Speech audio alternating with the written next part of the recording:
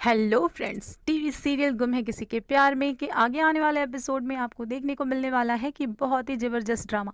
जी हाँ दोस्तों, यहाँ पर रजत का लाइव इंटरव्यू चल रहा होता है जहाँ पर सभी ने रजत की इज्जत की धज्जियाँ तक उड़ा डाली, जिसमें सबके सामने रजत की पोल खोल दी कि कैसे वो एक गैर जिम्मेदार बाप है। अब सभी का फायदा उठाकर हर्ष गुर्जराल ने रजत से अपना बदला ले लिया और यहाँ पर रजत भी समझ चुका है कि ये सब कुछ सभी तो कर नहीं सकती, क्योंकि इतने बड़े इंटरव्यू में आना, ऐसे जाके तमाशा क्रिएट करना, ये कोई आसान बात तो है नहीं। हाँ, सभी नहीं कर सकती, ज़रूर इसके पीछे किसी और का हाथ है।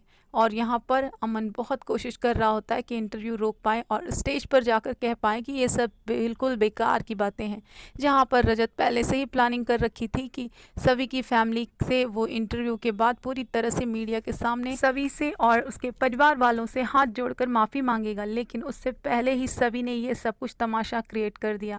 अब उसके बाद वो ये कहता हुआ नजर आने वाला है कि जो कुछ भी हुआ बिल्कुल ठीक हुआ, उसका परिवार और वह इसी काबिल है।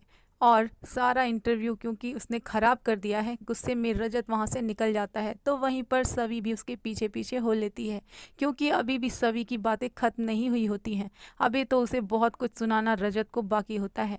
लेकिन जहाँ पर रजत गुस्से में पहुँचता है सीधा हर्ष गुर्जराल के पास, उसके ऑफिस, और कहता है आखिर तू चाहता क्या है, आखिर तूने सभी का फ़ायदा उठाकर उसका मोहरा बनाकर ये चाल चली है ना।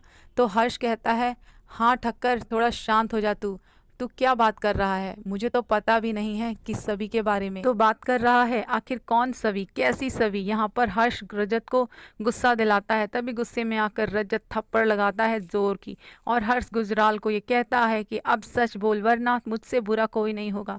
यहाँ पर हर्ष कहता है कि हाँ, जो कुछ भी किया मैंने किया, जो कुछ भी किया ये मैंने किया, क्योंकि तू ज़्यादा हवा में उड़ रहा था ना, तूने मेरे हाथों से वो ट्रॉफी छीनी थी ना, लेकिन उसका अंजाम तुझे भुगतना होगा। लेकिन रजत के सर पर अब खून सवार हो चुका था, वो हर्ष को बहुत बुरी तरह पिटाई करता हुआ नजर आने वाला है। और अब जब आशिका यहाँ पर आती है और वह देखती है कि उसका एक्स बहुत ज़्यादा गुस्से में है, तो उसे शांत करती है। अब रजत कहता है कि ये जो कुछ भी हो रहा है ना, सब कुछ इसके लिए तुम जिम्मेदार हो, तुम्हारी वजह से ये सब कुछ हुआ, तुमने मुझे धोखा दिया, तुम ऐसा नहीं करती तो हम दोनों आज बहुत खुश थे, लेकिन तुम्हें हर चीज़ बिगाड़ दी। आज जो कुछ भी हो रहा है उसकी जिम्मेदार सिर्फ और सिर्फ तुम हो।